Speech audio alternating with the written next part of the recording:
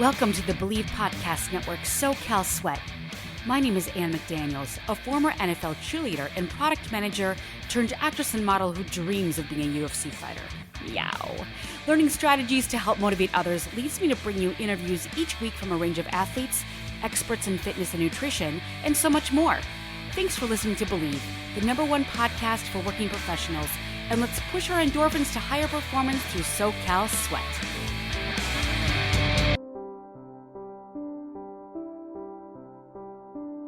This is your host, Anne McDaniels of SoCal Sweat.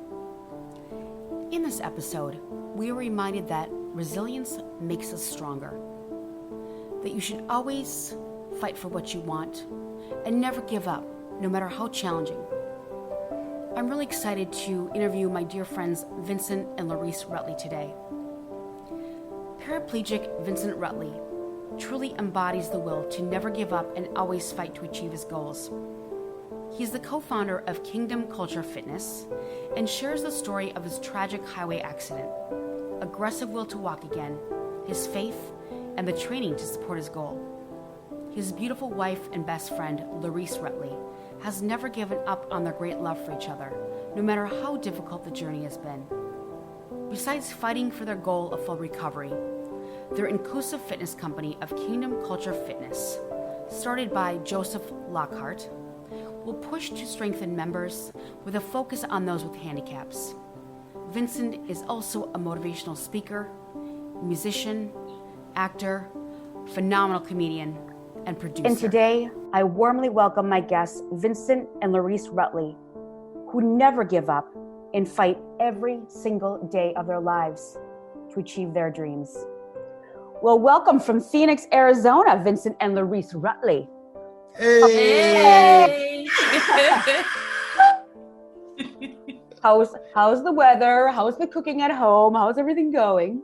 Still hot. Yeah. Phoenix, this has been the longest summer I've ever felt in my life. But honestly, I would prefer to have the hot than the cold. So it's still good. Things are smooth around here. Absolutely. What do you think, Renee? You think so? Yeah, it's just still hot for me, child. Still hot. Still hot because we're originally all from the Midwest. You guys are from Michigan, correct? Yes. Yep, exactly. Yes. Awesome. Yes. So we appreciate the heat regardless coming from there. So could you please tell me about your lives growing up in Michigan, childhood? Well, for me, I start off by just saying that I grew up in the church. I was basically born on the pew, like all in there at church 4 or 5 times a week. My father became a pastor at a very young age. I was about 7. And, my brothers, I got 4 brothers. So it's 5 guys. And we all grew up just singing, writing music, and just being creative. Those are my best friends. And to this day, we're all extremely close. They're all extremely great in their gifts. They travel all over the world. Shout out to the Rutley brothers. And love those guys tremendously. So moving to Arizona would be a really big challenge, but because I had such a strong foundation with my wife and my family just constantly communicates, like we got a text chat where we constantly always text each other as a family and jokes and what's going on with your life. So I grew up with a really tight-knit family, faith-based, and had a great childhood. I honestly wish I'd have met Reese at a young age because she would have been my little girlfriend. She'd have been my little girlfriend. But that was, for me, it was faith-based, strong family values, and just great community. Excellent. And you guys, when did you meet? We actually met 2011. It was August. The funny thing about our story is we were in the same location at the same time several times throughout the 2011 year. And we never officially just connected until we both were single, which was a blessing because I was a very faithful guy. She was the pimp, but I was very faithful. No, I'm joking. We were both extremely faithful. And when we're in relationships, we didn't focus on any outside cuties, so when we did meet, even though she's the most gorgeous person in the world, I was still kind of blinded by the amazingness. Yeah. So, but we officially met hello I'm Vince. I'm Reese. At my church, what a coincidence, right? Faith-based. Crazy. Still in the church. We met at a conference at the time, my father's church, back home in Pontiac, Michigan. My mom introduced us. And it was weird because I was out of town that weekend. There was a conference going on at my church, just to make it really short and sweet. I was out of the town for that weekend doing a stage play because, I was into the acting really heavy at that time. When I got back in town that Sunday, it was supposed to be the closeout of the conference. And my mom said, it's a girl that's been coming all week, and I'm going to introduce you to her tonight. I'm like, what? Like, my mom never did that, never does that, never gets involved in our relationships, nothing like that, never set me up, never tried to set me up. But for some reason, it was something about Larice that my mom could not just let that moment pass by. Wow. So I was playing the keyboard because I was the minister of music at the church. This is all before the accident. And, I'm in my head thinking, I normally don't look out into the crowd. Like, I'm focused. I'm running the band. We got, work to do. We on our job. Yeah. Let's get it done. But for some reason, I keep thinking my mom's going to introduce me to somebody. I wonder if she made it. So I'm looking out in the crowd, and I'm not joking. I'm not kidding. I'm like, okay, I see somebody in the far back, and it's like packed to capacity, wall to wall. They bringing out chairs to the aisle. It's packed in there. She's in the back. And Reese literally glowed to me. It's like she was like a bright light in the midst of this big giant sea. And I just could not take my eye off her. And even though I wasn't normally looking out in the audience, I could not stop looking at her all night long. And I said, that got to be the girl. It got to be her. That's her. Because if that's not her, that's who I'm going to approach. And I wasn't like really big on, hollering at girls after service. But in this situation, I know, right? Look, in this situation, Reese glowed beyond. Like, God literally said, now you can see her. Now I'm going to take the blinders off your eyes and allow you, because now is the moment. It was ridiculous. Literally, love at first sight. I was hooked. And that was the first time I ever looked at a stranger and said, that's my wife. And set up by your mother. I mean, how often does that happen? And set up by my mother. Like, after the service, I couldn't even get out of the stage. And my mom was holding her hand and walking over to me. I said, I knew it.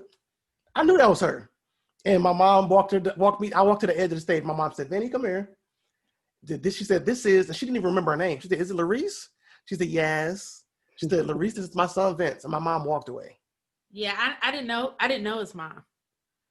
The first thing, this is the funny thing. The first thing we said to each other, I look, because my mom is like 5'2", 5'3". She's 5 foot nothing. Like, she's dinky. So I see Reese just like towering over my mom. And I'm like, whoo. She bought me a tall one.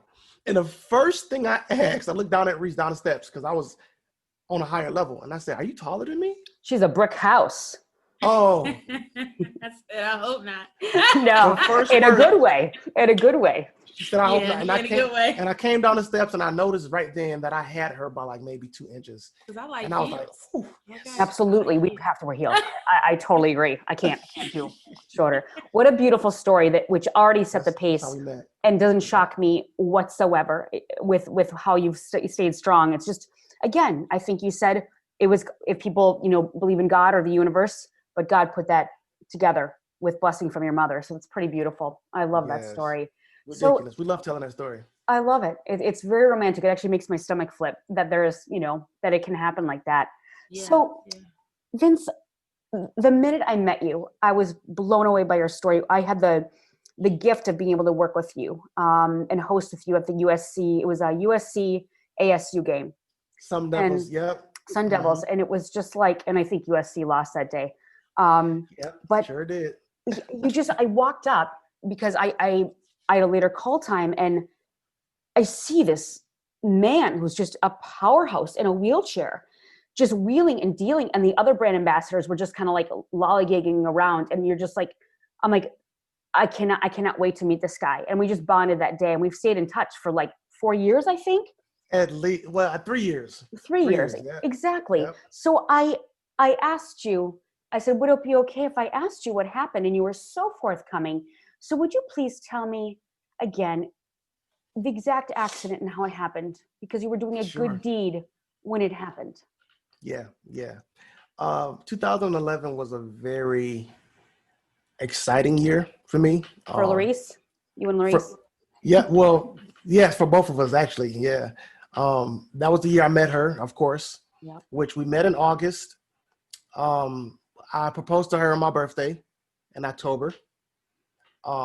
This was a surprise birthday party, supposedly, but my family was not good at surprising me. So I knew that the surprise birthday party was coming, and I chose to propose to her at the party. So I threw them off, and it was an amazing night. And then we got engaged in November. You're talking about over the course of engaged in October, but the accident happened in November. So everything transpired over the course of 4 months, from August to November.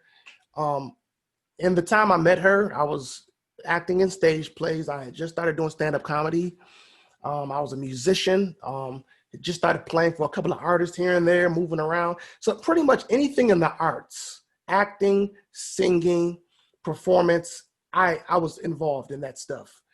I had just prepared to take my very first national stage play on the road, in which we had a date booked for November. And the accident, November the 2nd, I never forget it. I just so happened to have been with Reese for 3 days straight. We were just hanging out, at my parents' house or going down to her house, because we lived about an hour away from each other. So when we linked up, it was always let me spend as much time with my love as I possibly could. Couldn't wait to get married. November the 2nd, we had left from being together that afternoon. And I'll never forget, I was actually headed to the mall, Great Lakes Crossing Mall in Pontiac, Michigan, Auburn Hills, Michigan. And my baby brother called me on the phone and said, "Hey man, the truck is acting up again." That week, I had a Jeep Grand Cherokee. It was like a 94. And the battery had been draining all week. And like I said, we stay busy. He just so happened to be driving my truck that night. He was coming from Detroit back to the city, which we lived. And the battery drained while he was driving on the highway. So he was in the middle of driving, and it just, the car powered down. He could not get it back on. And he called me saying, "Hey man, where are you? I need to come out here and jump this battery so we can get this car to the shop." Or I called the mechanic, we could drop it off at his house. And all right, cool. I'm like 15 minutes away. I'll be right there. So I'm driving the pickup truck that we had at the time. I pull up behind him on the side of the highway after I found him, and I get out the car, and we pretty much just analyzed the whole situation. You're on the side of the highway, cars are flying by. Once the highway clears and traffic slows, I'm gonna just pull out in the middle of the highway, spin around so that I can face, we can face the hoods. That's really the only way you can jump the battery. And then once I jump it, you pull out, I'll be able to watch traffic from my end, and then I'll follow behind you to make sure it doesn't drain again. Had it all situated. I jumped back in the truck. I did not put my seatbelt back on because it was this is the smallest, easiest, simplest little procedure. Maneuver, yeah. Maneuver, exactly. And he's standing outside waiting for traffic to clear. So I have some stuff in the back, so I couldn't see as much. But I did turn off my shoulder. It looked clear to me. I looked at him. It's clear. He waved me out. I slowly took my time pulling out, and this truck had to have come off the exit that was right there because he didn't even see it. And they're going 80 miles per hour, just zooming down. So as soon as I get out to the farthest end so I can make my turn, that's when this second pickup truck came and literally T-boned my truck right in the middle of it. And I thank God that nobody was in there with me. I know we would have collided and we would have been dead for sure. I did not see the truck coming. I did not hear anything. I did not see the lights. I literally just woke up in the hospital. And then that's when my brother told me, when they hit me, I flew from the driver's seat all the way to the passenger side of the pickup truck. And I busted my head on the windshield. So the windshield, we got pictures, the windshield is cracked. You see the blood on there. And I'm not trying to be too, detailed, but I split my head wide open from, you can still see my battle scar here. Yep. From this side here all the way through. and my head basically was just wide open, and the blood was dripping out. And he told me that when he opened the door, I just slumped out and fell on him. And that's when he noticed, he heard the blood hitting the grass. And then he looked up and said, wow, oh my goodness, his head is open. And once again, I don't remember. I have no recollection of it. I was knocked unconscious right away. But of course, the most damage was done when my head hit the dashboard, my neck snapped. And that is where my spine, what the doctors thought was severed. They thought it 100% disconnected because it was just damaged that bad. They did not know if I was going to make it at first. It took them quite some time to, diagnose everything and get me situated. But once my family waited for, I don't know, three hours in there. Felt longer than Probably was longer than that. They came out and told them, he's alive. He's here, but he is going to be a vegetable for the rest of his life. His spine was disconnected and he's a complete quadriplegic. He will not be able to sit up. You're going to have to feed him, change him, clothe him, bathe him for the rest of his life. Just prepare to live that way.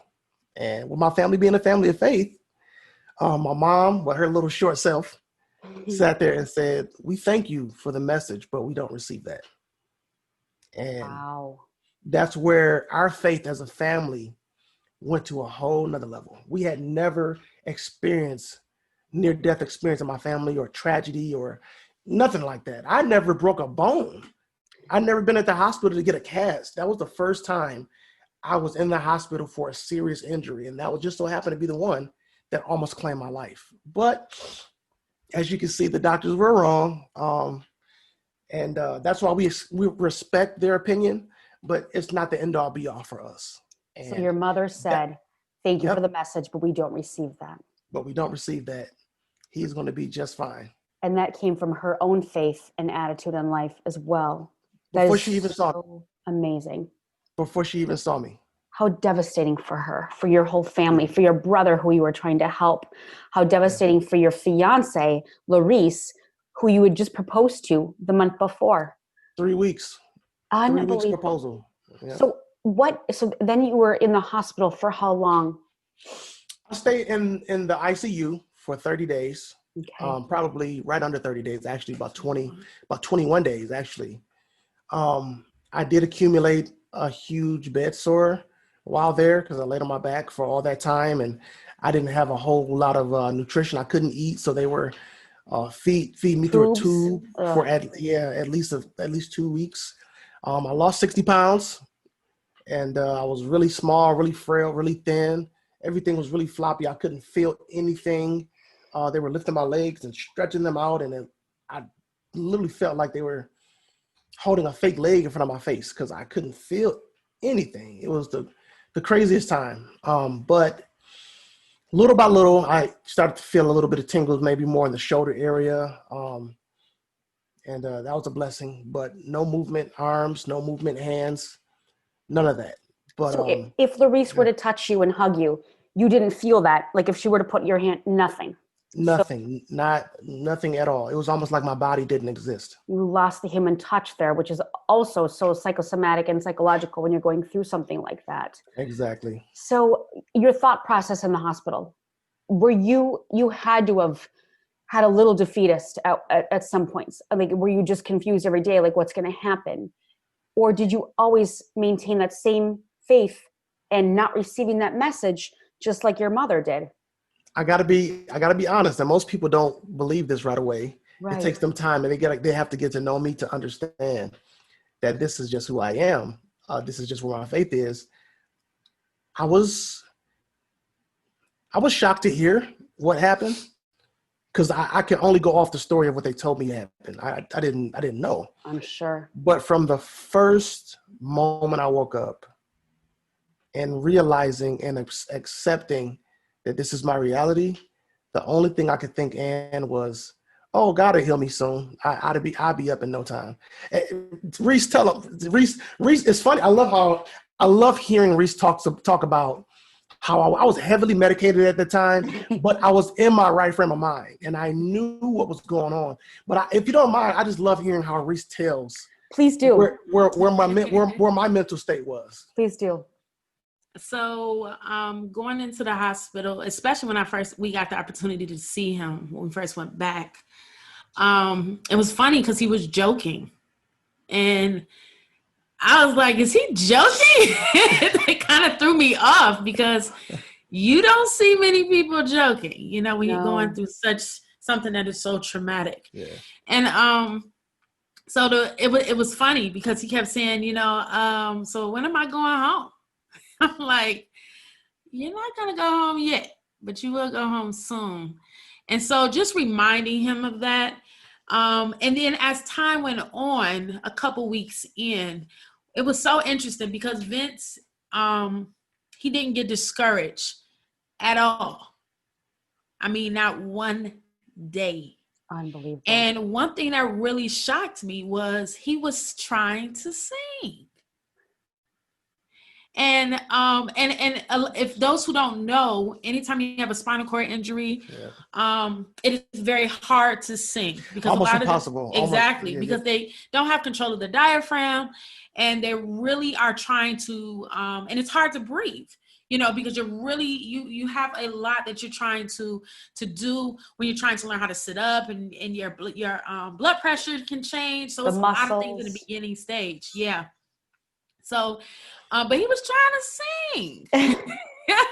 I forgot. I sure did. Yeah, you were singing. Yep. And I think with that also encouraged him. And one thing that I think with Vince that is powerful, and I'm saying this for me because I don't know if I would have responded the way he did, of course, right? Most people feel like it's over. You know, I'm not going to be able to do the things that I used to do. And that is very discouraging. Mm-hmm. But the thing is with Vince's perspective was, I am going to try to get back to what I used to do. And that's where he stays. That's his mentality. That is his personality. And that is where he gains his encouragement to keep going. Yes, community is important. Family is important.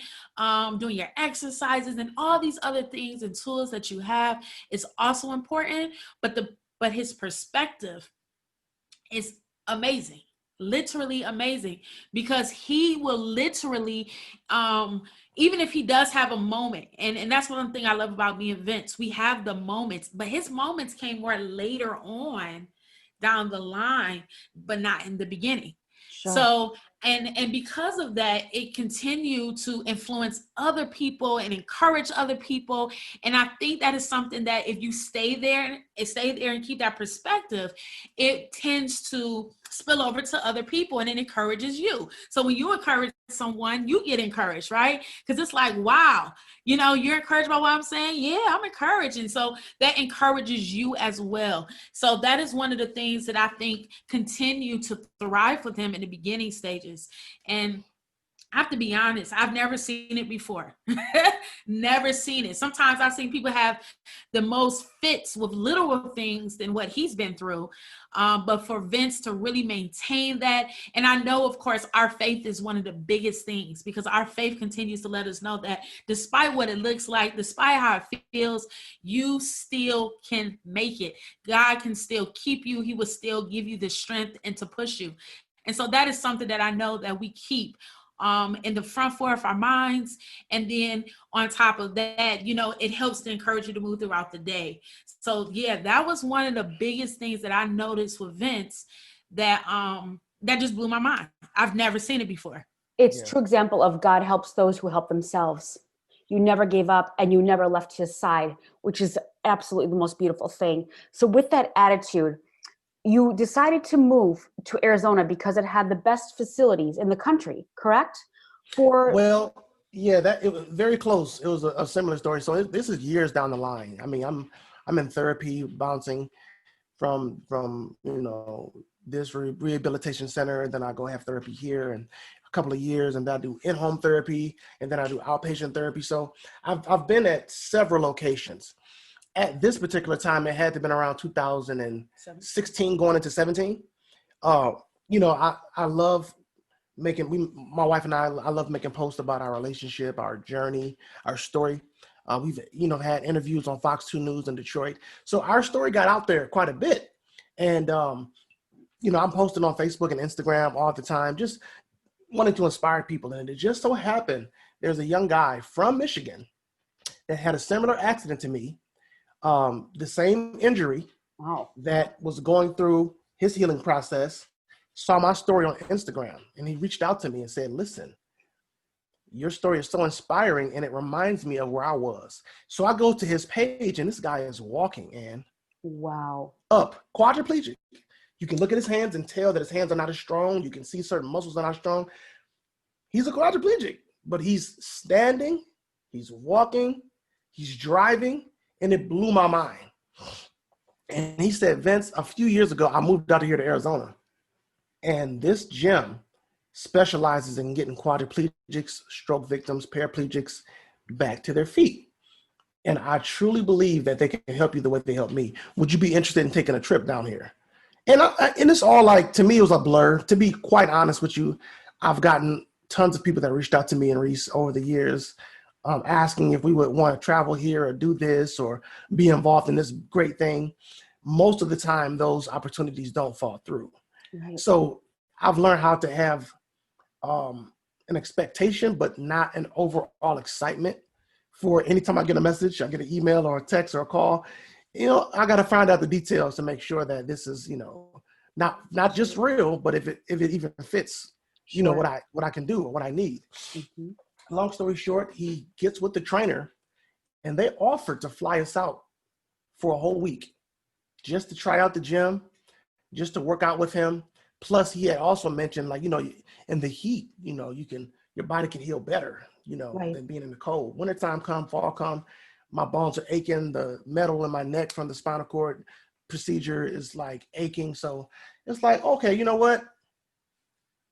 Let's try it out. They said we'll fly you out for a week. We want to work you out every day, and we're only going to work you out for a couple hours a day. And the rest of the day, you could just sightsee. You can enjoy the city, whatever. Enjoy the vacation. They paid for the hotel. They paid for the rental vehicle. I mean, just everything. So it was just such a huge blessing. And that's a huge shout out to Willie Caldwell at Mobility Fitness Institute here in Arizona. He also has a location in Tucson. Amazing trainer, amazing guy. Love him to pieces. We came out here for a weekend. I worked out Monday through Thursday. He just so happened to give me Friday off because my wife allergies were really, really bothering her on that Friday. So he said, you know what? We worked you out enough. Y'all just take Friday off and just enjoy each other. Flew back home. I realized I felt some different things in my body. I could push myself off the seat a little bit higher. I feel stronger here. I feel stronger there. My core is more solid. And these are things that I hadn't felt since the accident. Wow. And in that moment, it just so happened that my wife and I were in a transition season where a lot of things that we were involved in or things we had our hands on were being released. And it was like, we didn't really have an excuse of anything that was holding us back or why we could not make this transition. Sure. So of course, being a couple of faith, we prayed about it. And I got the confirmation of peace in my heart that this was the transition that we needed to do. She was not feeling it at first. She said, if we could move somewhere, this would not have been my decision place. Yeah. However, she did experience the gym with me. And she did get a chance to see and feel. She was with me every day, all day. She got to see what they did and how they did it. And she loved it as well. And she said, well, babe, if this is what you need to get stronger, and this is what God is leading you to do, let's do it. It wasn't, she didn't fight me, but I could tell that there was resistance there with her desire. But once we got here, started working out in the gym and got rooted and sold all this stuff and just shifted everything out and shipped the cars and moved everything, just uprooted. It took her a little while, but I think she started to like it a little bit more. And we found a good church community here, found a good, my god sister from many years, grew up with me in Michigan, lived here, so we were able to connect with the church and just the community there and just fell in love with the people there. And our family is not, replaced, but extended. These are unbelievable gifts. And the guy wouldn't have reached out to you had you not put the manifestations and sharing your beautiful romantic relationship and the accident out there. So none of these things are for reasons. And how much more did you fall in love with Larice when she sort of put her own needs and wants aside just because she loved you that much that she wanted to leave Michigan and her friends and everything, her wonderful circle, to go to a very hot, dry, scorpion-filled, rattlesnake-filled state. Yep. But you don't change time zones, so that's a nice thing. You know what? And from the moment I woke up in the hospital, just seeing Reese come in the room every day with that smile on her face. With that wonderful attitude. Larice, you could have just thrown in the towel. Oh, I don't want to do this. People are getting divorced during the pandemic. I mean, I don't excuse, everything's relative. But you guys have proven that nothing is too difficult. And what I love, besides the fact that you spread that motivation to everybody, you have decided, even since the very beginning, that very first day, to give back and encourage others. That was your first thought. This has been done to me to help motivate others.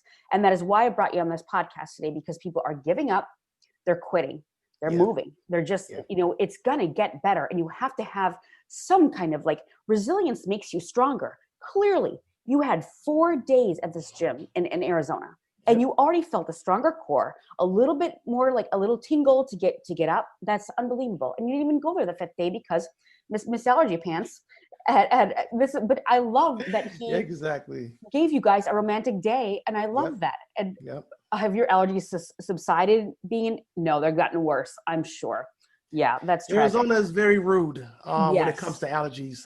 A little bit disrespectful, he is, but we talk about it all the time. But you're being helped. You're being helped, and you can take that Flonase.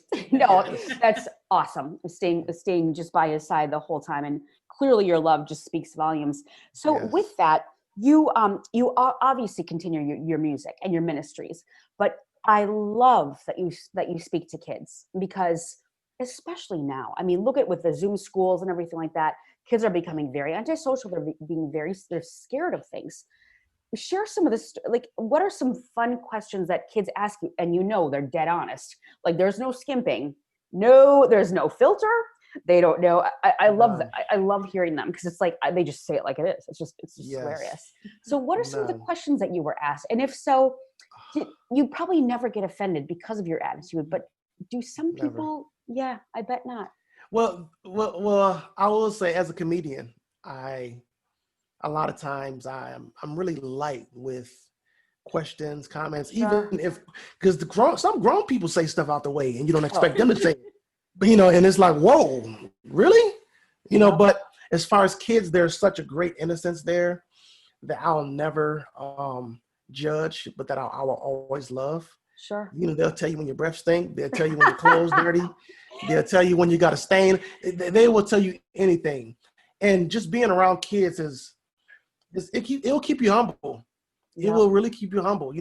I've heard a lot. Most kids will come up and say, "What happened?" And they'll stop right there. They look at me at my chair. They look at my legs. They can tell that I'm different than all the other adults that's standing around. What happened? What happened to your legs? Can they move? And they'll touch them. And I was like, well, they can't move right now. Can you get up? Can you walk? Well, not right now, but I will be able to walk. And it sparks a curiosity. Yeah. And most parents, don't ask. And some parents some parents are also like, the kid, what happened? And the parents look like, thank God my kid asked. Yeah. You going to answer? Sure. Absolutely. They want to know too. And once again, we are an open book. And, I always express to them, well, I was in a car accident. I got hurt, but I'll be up again walking soon. You gonna pray for me? Yeah. I'm gonna pray for you. And I got, they're like my nieces, a very close friend of mine's back home in Michigan before we moved. Their 2 daughters, they're so cute. Grew up in the church, of course, church babies. And I lean over out of my chair, and there's a picture of them both placing their hands on my forehead, praying for me right before we moved to Arizona. Oh my gosh.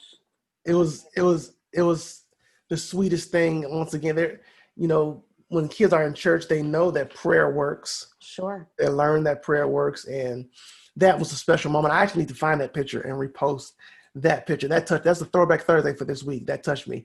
But kids, man, I mean, they climb up on me. They stand on my shoes. Like, and my shoes stay clean. And let me tell you something. Ann. Wow. Let me tell you something. I haven't gotten a dirty pair of shoes in a long time. I'm going to step on your feet and I'm going to make them dirty. You bet not. I will. You bet not. Oh yeah. We're going to get you. I've got white shoes too. And they, but I mess them up all the time.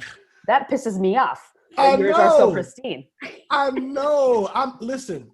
So I've always loved shoes, but before our marriage, I wasn't a great saver. I wasn't great with saving money. Spent money on stuff I don't even know what I spent money on. I did not have a lot of pair of shoes. I probably had about 5 decent pair. Sure. And when Reese came into my life, the stylish Reese, I mean, amazing. And she is not stylish to the point to where I gotta have his name brand. This name, she just likes nice stuff. And she's like, well, she already said she has to wear heels. Yes, for that girl. Bad. And Reese is like, I'm gonna love dressing you. I'm gonna love buying. So we've accumulated, and I don't get a lot of expensive shoes, but we've accumulated shoes over the years. She's made me a shoe head. I married a shoe head, and I love shoes, so I became a shoe head. So all my shoes stay super clean. The special shoes, we keep them in the boxes, but got a shoe rack in there.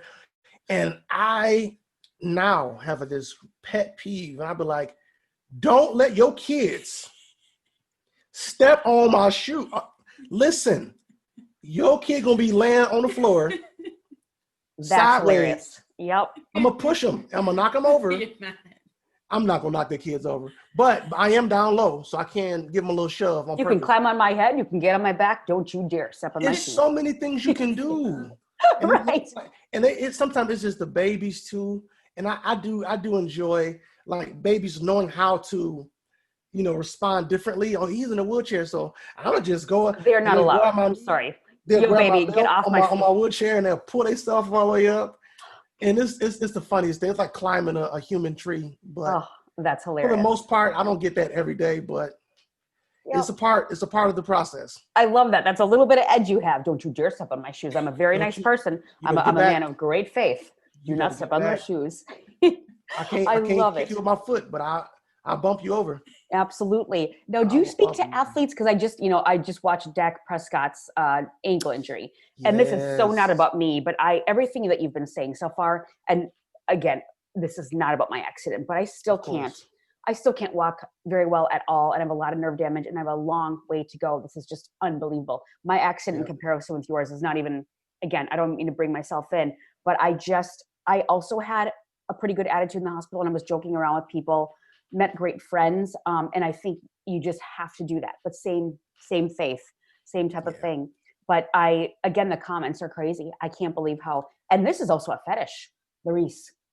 If you're a girl on crutches, certain men will. It's kind of a fetish. It's like they're attracted to you for some reason. I think it's a vulnerability. It's been very interesting. And we're strong women, and I'm used to being strong and like getting away. And it's like. It takes you back. It's kind of scary, but anyway, that's nothing. But you've inspired me. And the minute this happened, I think I was home. I was in the hospital for a long time, but when I got home that first week, I called you, and you helped me so much. Again, not about me. Let's please get back to do you watch some of the athletic injuries and just like Dak Prescott's? That was crazy. Yeah, I just showed her the picture like 2 nights ago. And it'll turn your stomach. Like for me, this hit in my neck that can't nobody really see, but you can obviously see it because I can't move. But when you can see those bones popping out like that, and to be honest with you, I've always had the desire to speak with athletes and get out there. The opportunity never really presented itself, unless it was like a friend that just so happened to be an athlete or something like that. Sure. But I've had calls come in and meetings where they'll say, "Oh, we're gonna have to get you out here to speak out to this team," and talk to. But they just so happen, because of life, they just didn't pan out. But when I see athletes' injuries, I once upon a time, I asked the Lord. I said, "Wow, why couldn't I have just broken a bone like these guys?" Totally. I mean, don't get me wrong, that's a bad injury, right? but you kind of know what the healing process looks like. Yes. Maybe not all together how much longer it would take to feel better and all that, but you, for the most part, you know that you're going to wear this cast. The odds are much better. Yeah. And you kind of have a mindset on the deadline of what this will look like. And I can get into therapy and strengthen it. For me, there were things that I could not move to strengthen, so I was like, well, why couldn't I just break a bone? Why could my shoulder blade just get out of socket and then they could pop it back in place? And I don't care if it was like a 1-2 year process. Why did it have to be something that took my body for years? And the answer that I got was simple. The Lord said I needed more. I needed an entire body. I didn't need a bone. A bone would make your story like everybody else's. You know how it heals. You got a cast. Oh, we started here. You got 100 comments on your Facebook post, and then they're moving on to the next thing. But when I take a whole body for years, and then I revive it and bring it back slowly, by piece, and I let you feel this, and you keep sharing everything that you feel later on down the line. And it's been 5 years now, I feel this. It's been 7 years now, I feel this. It's been 9 years, and I'm just now moving this.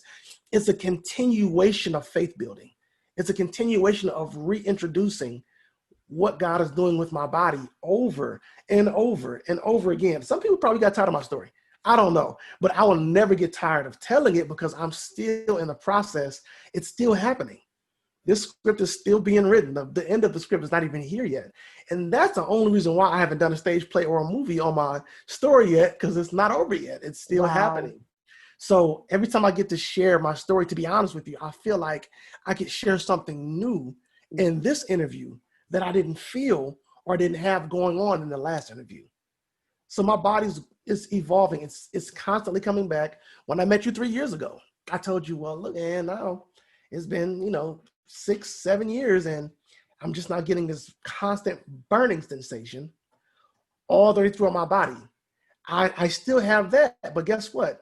Now that we're talking today, there's more. You stood. I watched your Facebook. There was a video. You stood on your crutches. It was a standing frame. So there's it's not a machine, but there's it's more like it's a seated to standing. What do you call it, babe? Kind of like an exercise. It's like I use that in physical therapy also, not level, obviously. So they transfer me over to sit in it, and then I'm strapped in, and then they pump it until I'm all the way up. Now, the reason why that has become so amazing is because as a quad, my blood pressure in the beginning would not allow me to stand for so long because I would faint. Yep. I've been in the seated position so long. When you stand, it's like the blood is rushing down out of your head, and it's like my body has not regulated that. So not only that, but the weight bearing in the hips and in the back and in the shoulders. I don't think people understand how much muscle and how much strength it takes just to stand. Absolutely. It is ridiculous. And recently, I want to say that was about 2 weeks ago, 2.5 weeks ago or so, where I had stood for 30 minutes straight for the first time with no breaks, with no, pausing, no coming down. Normally, I would get so fatigued or lightheaded or just tired or just drained where they'd have to let me back down to the seated position so that I can catch my breath. And my trainer, which I actually am with a new trainer now, it's almost like God just keeps linking me up with these monsters in fitness. Absolutely. And I will, of course, I'll be able to share about, with the new trainer, what he's all about and what he does. But now he created this new platform where he said, the goal is to get you standing 30 minutes every weekday, every day. Let's get you up 30 minutes, just a total of 30 minutes. It might be 10 minutes here, 10 minutes there, 10 minutes there, but a total of 30 minutes. And that particular day just so happened to be a day where everything came together. My blood pressure regulated well. My core was super strong and holding me up. My hips I felt the weight bearing in my hips and in my legs, and nothing was fatigued. And I went from minute 1 all the way to 30 with no pauses, no breaks. And that was a huge accomplishment. And it just shows that the body is getting used to that position again. Absolutely. It's And regulating. Yeah. I'm so interested in hearing about the Kingdom Culture Fitness, which Yes. again fell into your lap because of the work that you guys have been doing. Yes. I'm fascinated by that, and we'll share all the social media at the end for sure. But what has this guy taught you, and what have you taught him? And what is the company about? Well, Kingdom Culture Fitness came about the beginning of this year. This is a guy I met, Joseph Lockhart, a friend of mine's, where we were just became really close friends, accountability partners, if you want to call it that. Just looking out for each other. We got extremely close. He became my best friend out here, besides my wife, of course. And just getting to know each other, I realized and found out his backstory, which was that he was over 300 pounds and got to a point in his life where crazy. Yeah, he was an ex-athlete. He was a basketball player that got hurt, went through some years of, toughness and depression and heaviness, and, got over 300 pounds and got to a point in his life where he's like, I can't live like this anymore. And a switch turned on, and he reversed his eating, he reversed his fitness, and now he is definitely the best version of himself. Amazing. And when I found out that story, I'm like, bro, do you train? And he like, I used to train for years. I got my license. I did this, I did that. And I'm like, what? Where did that come from? And it just so happened, I encouraged him. I said, listen, dude, you need to get back to doing this full time. I understand you're doing what you got to do with your, your job. And, we got on the phone one day and I said, listen, I want to help you get to this goal. I believe in you. And he wasn't even training me at the time. Just so happened, we're friends, and I encouraged him. I said, listen, I want to push this with you. I want to get you what you need. And we came up with the name Kingdom Culture Fitness. And it just so happened, like, it was weird how we're on the phone and we're playing with ideas. And I said, I got a name idea. And he said, what's that? I said, Kingdom Culture Fitness. He said, you would not believe, Vince, that's the same exact name. No. Vince, that's the same exact name I was just getting ready to tell you. I dreamed about that name. Oh my gosh. And I'm on the phone and we were like shocked. Like, did we just mentally do that? And it was just a confirmation that Kingdom Culture Fitness was birthed that day. And, because we are faith-based, the fitness company is a faith-based fitness company. It's not limited to faith-based people at all. It's not limited to any church. But what we said was, growing up in the church, we just see so many unhealthy people. And unfortunately, one thing that we have not witnessed the church teaching was a consistency on fitness and how to maintain your health mentally and physically. Yeah. And spiritually, of course. There are three different levels to this thing. And, we would sit down and talk about what was the process that he had to go through. And we literally just incorporated his thought process into the layout of the entire company. And it was like, this is how he transitioned. This is how he shifted. This is how he stayed consistent. This is how he met his goals. This is how he lost the weight, got stronger, and never gained it back. And we like, this is what we want to do for the church. We want to build a community there. We want to build a support system. We want to go in and infiltrate the church and tell them, if you want to be fit, everybody struggled. He struggled. I struggled. My wife and I, we've been through ups and downs with weight. We've been through ups and downs with fitness. Everybody. Yep. We all have. But who are the best people to help you get to your better place? The people that have already experienced it. The people that already been through the ups and downs that you're going through. Mm-hmm. And Joseph Lockhart had been there already, done that already. So we incorporated that into the movement. And now the Kingdom Culture Fitness is birthed. We have the website up. The Kingdom Culture community is growing. He does not just train able-bodied people, but as you can see, he's now my trainer, and he has me going through rigorous training. My body has transformed through this year in ways that it had not felt since before my accident. I mean, I'm doing workouts that drain me again, that remind me of football practice in high school. Wow. When you'd be leaning over like, yeah. I can't catch my breath. And the coach said, stand up and put your hands behind your head. I can't. So and funny. Joseph has so many quotes, but my favorite quote that he has is, if you're comfortable, then you're not working. Exactly. Resilience makes you stronger. Pushing it. If you don't get me wrong, you can maintain by being comfortable. I got my little walk today, and I ate my little quinoa, I'm maintaining. Granola. If you want transformation, you have to take your body to an exhaustion, and you have to consistently do that. Now, the thing that I love about Joseph Lockhart is that he can teach it, he can preach it, but I can't do it without that accountability. Sure. And that's why you were accountability partners. Exactly. So he's here with my house. I'm working out 5 days a week now. I'm standing every single day. The workouts, and I don't know if you want me to talk about the workouts, but wow, the workouts are. I actually would like to hear what you do every day on a consistent basis, as far as either weights or some kind of cardio. Now, the reason why my core is that I look like a para, and to be honest with you, my posture has gotten so much better. Just this year, I don't know if you can see it, but my shoulders, I'm starting to get a little. I can tell the difference from 3 years ago, even.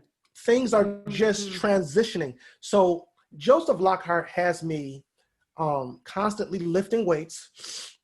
He never lets me stay at a weight that he thinks is comfortable. Even if I say, oh man, that's a burn, he'll look at me and say, no, that ain't, take it up. So I went from 5 pounds each hand to 12 pounds each hand in 1 year. Oh my God. Just 1 year. And I'm lifting it now. Like, it's not easy, but I'm getting, certain workouts. He just shifted me from reps to lifting to failure, which is bringing the transformation in my body. So if it's lifting day, and I do lifting day at least twice a week. Okay. I'm doing bicep curls.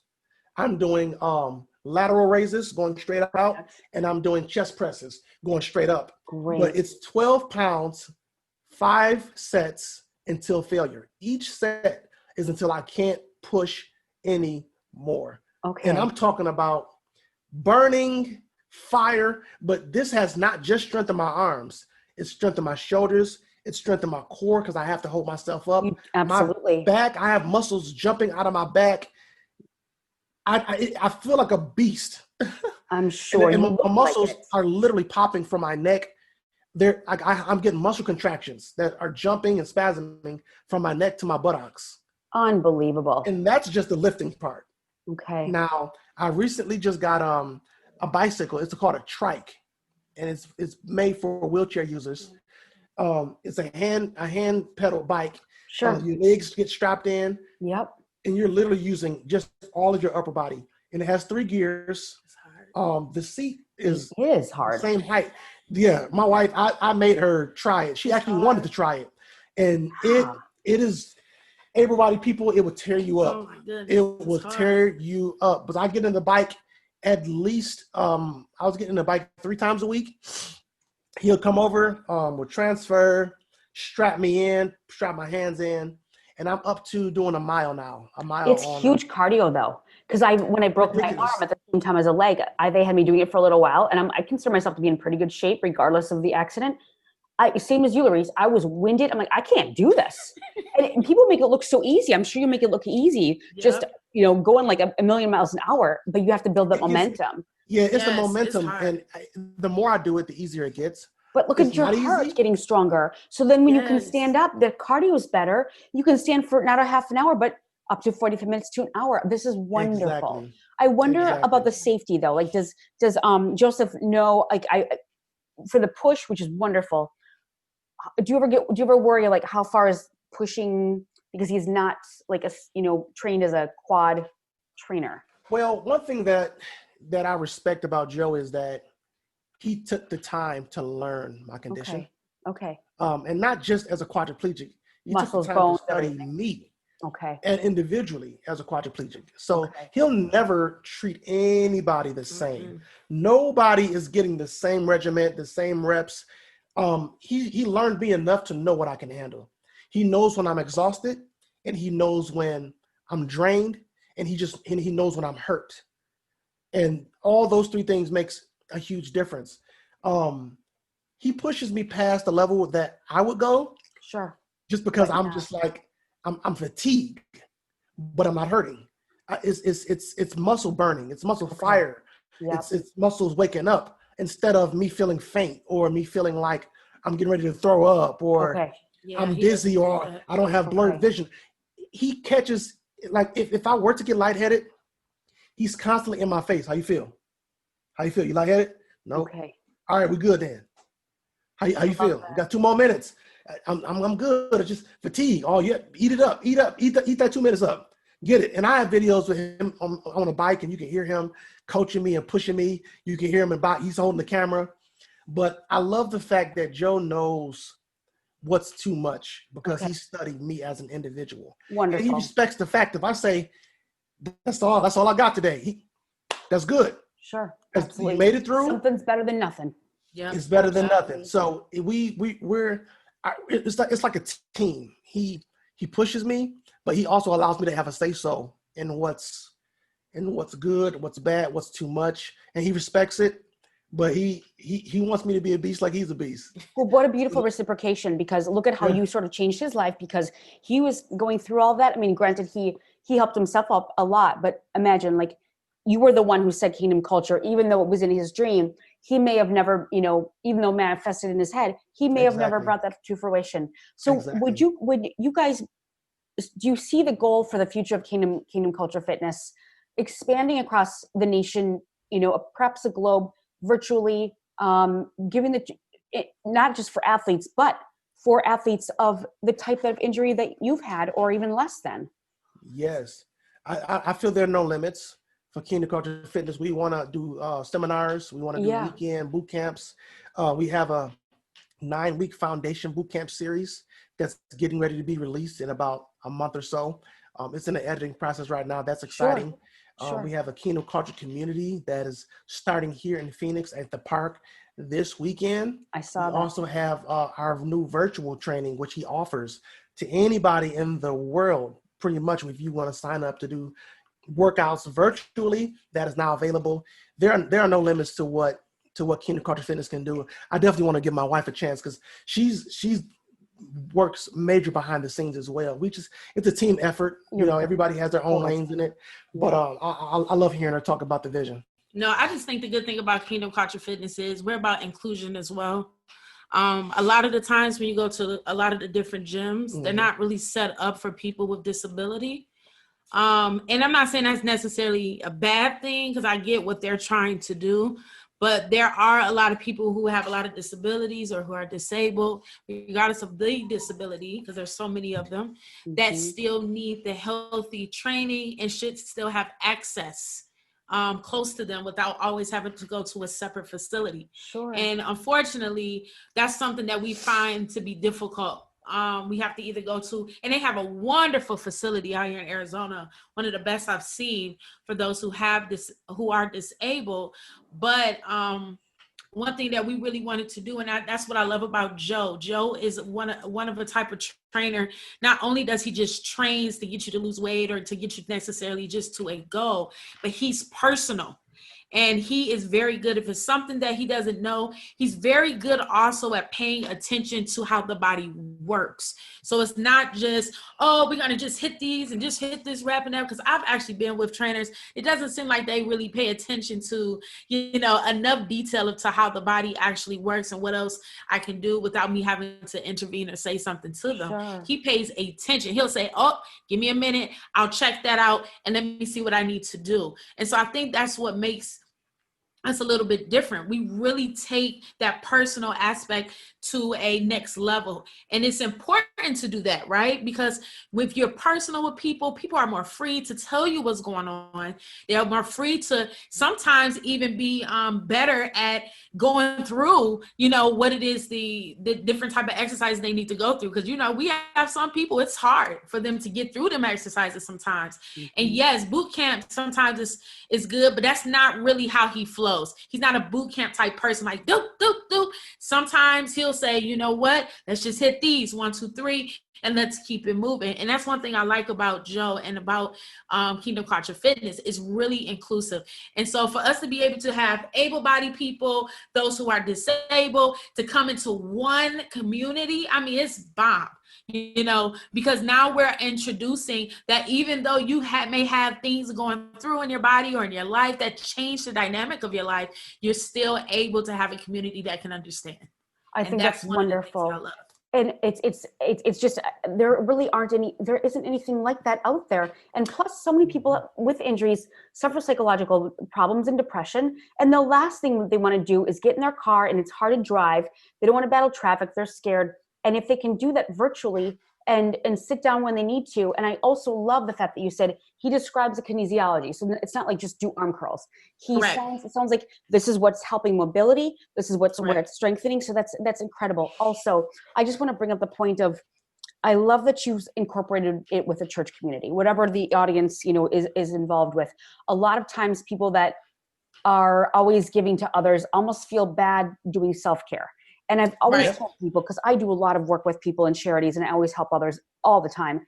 And you can't help until your life jacket's on first, because you, like the oxygen mask or whatever that saying is. And the fact that self-care to help others, because people are very humble. Oh no, I want to take care of this person first. Look at how many mothers out there they take second fiddle to everybody in their family, last place. And then they're overweight, they're miserable, they're drinking wine every night because they're taking care of others. So the self-care is important. You're better for your spouse, your partner, what have you, your kids, everything. So I love the whole concept. And I think the logo of Kingdom Culture Fitness is so like, I mean, it looks like it has edge. So it's not just like this holy roller. And just like you said, it's not just for a specific religion or faith-based. Exactly. It just happens to be. And which already comes from good morals or good ethics. So I think that's incredible. And also, once you guys get this going, I think it's the marketability of the fact that you're also a comedian, you're also a musician and motivational speaker. And by the way, who did Joseph Lockhart play for basketball? Maybe several? Unfortunately, Joe was on his way to college. Okay. When the accident happened. Oh, so that's even worse. Like the fact that he didn't get. He broke his ACL in his high school senior year, and that changed a lot of things for him. However, if that didn't happen, he wouldn't be doing the work that he's probably wouldn't be doing the work that he's doing right now. Just like what you were saying about your own. Before we wrap this up, I want you to share all the social media at the end, please. But I want to ask you, what has been your favorite indulgence during the pandemic? It could be something that the two of you share. It could be, or audience, I can see the monitors and the eyes. The eyes are going perhaps very naughty. I'm not sure. But what have been the favorite treats or indulgences during the pandemic? Laurice, you've been ducking out of the. I hope Joseph not listening to this. Honestly, we've been so on the back and forth end of, health and enjoying ourselves. Yeah, you have to. We've been really trying this year. Okay. we've been really holding it down, but in moments of indulgence, I would have to say, because I love when she cooks. It's the turn on. It's great. It tastes good. I can praise her all day for it. For my birthday, she made me a Cajun seafood gumbo. And it's meals like that she makes often that I have just been falling in love with. And I could sit there and eat on that. She just makes a pot, put it in the slow cooker, and I could eat on it for like 3 days straight. Look at your mouth. I see you. I know. A Cajun seafood gumbo from scratch. I'm talking about shrimp, of course, scallop. It had some andouille sausage in there. It had some crab in there. I don't know. I couldn't forget the crab legs. The crab claws was in there. And it was just amazing. And that was like a week ago. I'm shocked you said that. He's still talking about it. We've been drinking Starbucks. We're not even Starbucks drinkers. She just fell in love with Starbucks. It's like Reese. It's crack. I have to have it all the time. It's not good. I mean, it's so bad, but you really get a headache. If you yes, don't, and it's expensive too. It is. I was like, I know. I'm not even a coffee drinker, but I love their frappuccinos. I know. So I good. know. And it's like, it's a marketing that, and it's not like and then you try other coffee. It doesn't have the balls that Starbucks does. And then it's like, you don't feel any caffeine at all. I know. You know what? So You good. deserve some treats. You deserve the gumbo. You deserve the frappuccinos. It's delicious. And I think your biggest indulgence is each other. I think it's So the good. most beautiful thing I've ever seen. Just the story of the relationship. I've been crying the whole time. It's just so inspiring. And again, We love it. on two final notes, what is the biggest advice you can give others who want to give up and quit, throw in the towel during the pandemic, during the election, during very hard times? What would you I tell would them say, not to give up? don't take advantage of the love and the help and the support Okay. that comes your way. It's needed. Even though I just so happen to be the one in the chair going through the process that feels the aches and the pains, that, has the ups and downs physically, I couldn't do it without my support system. Absolutely. And I think some people get so much caught into that, whoa, it's me, and you don't understand what I'm going through, that they push away the support system that's supposed to help encourage them get to the next level. I released this song in 2019. I Bleav it was Valentine's time, around Valentine's Day. And it was titled Troubles Don't Last Always. And the moral of that song, and that was a song I wrote years ago, but didn't release it until then. It was not just a song, but it was my story. It was my testimony. It was my faith in that song. And that's just basically saying, you might be in the worst of the worst today, but tomorrow it gets better. It gets better every day. And it only gets better if you believe that it can. If you truly believe that it can get better, I promise you it will. But the more you soak in your temporary situation, it will make you stagnant. And you just have to understand where you are temporarily today, mentally, physically, financially. That's not who you are. That's just the situation that you're in right now. And it's all about just getting yourself around the right support system, the right community, and people that can hold you up. And guess what? And you can do the same thing for them when it's time for them to lean on. It was never meant for us to go through anything alone. That's why the Lord created the family. Now, everybody does not have a mom, dad, siblings, all the total family. However, there's a community around you that is supposed to become your family. And you reached out, you knew that you could reach out to me. And Absolutely. that's because we became a part of each other's family and community when we connected. And you can't reach out to everybody like that, but you tend to find those connections and know who I can call on when I need that extra push. And to me, that is the most important thing besides having God, because even through prayer, even through just seeking God and trusting what he said, I get weak. And I have my moments, and I need to know who I can fall back on. And I got to fall back on somebody that's going to believe like me, believe with me, think like me, that can hold me up. How do I look if I'm stressed out one day and I try to fall back on Reese and I'm like, babe, I'm going through, I'm hurting today, it's a bad day. And she's like, oh, I'm going to cry with you. We both can't be sitting up here crying. I got to have somebody strong enough that today is the day where I need to fall back on you. Sure. And I know that I can. And I can't push her away because I would be messing up on somebody that's supposed to be helping me get to my total potential and purpose. Mm-hmm. So it's about Solid community. advice. It's about keeping your mind clear from the craziness in this world. Stop watching the news so much. Stop being on social media so much. Take time away from what everybody else is doing and what everybody else is saying, and spend time alone with yourself in your solid community and get what you need to get. Live in the moment and be grateful too, I Bleav. Well, wise words. And can you please share all the social medias so we can follow you? And I'll put it in the links, of course. Yes. We don't have a Facebook together, but we do have an Instagram together, my wife and I. It is called Stuck in a Rut. That is, you spell it Stuck, S-T-U-C-K, space, just the N, space A, space R-U-T. Stuck in a Rut. Matter of fact, I'm sorry. Very I think clever. Instagram may even have the underscore on it as well. Let me look at it because I would hate to send that over. Yep. So it's stuck_in_a_rut. Love and it. we got that concept because of the last name Rutley.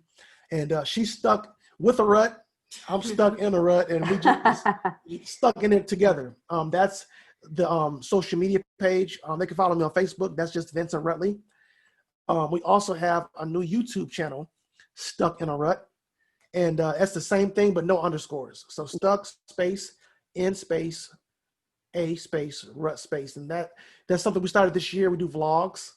She does all these amazing clean with me's and decorate with me's. And then I do workout vlogs, and we do vlogs together. It's Amazing. really fun just creating together and people being able to see what our life looks like on the inside. They get to see our struggles.